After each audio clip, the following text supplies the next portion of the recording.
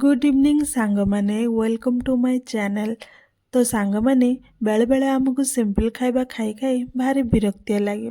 जदि सिंपल खाइबा को टिके मॉडिफाई करी टेस्टी और मजेदार करा जाए ताहले केमिति हुआंता। तो चलते सांगमाने आज तैयारी करबा भेज फ्राइड राइस। गोटे पैन रे तेल नहीं से चप रसुण अदा कंचा लंका को दे भलरे मिक्स करबा। तापर से कटा प्याज काजू को दे भलरे मिक्स करबा। तापर से निज मनपसंदर परिबा को दे भलरे मिक्स करबा। तापर से अल्प टिके परिबा को लक्ष्य करी लुण दे भलरे मिक्स करबा। परिबा को बेसी सिझिबा को दबानी। परिबा टिके क्रंची थिले खाइबा को भल लगे। तापर से आगुरी प्रस्तुत होइतिबा राइस को दे से soya sauce vinegar black pepper powder salt को दे भलरे मिक्स करी गरमा गरम सर्व करबा।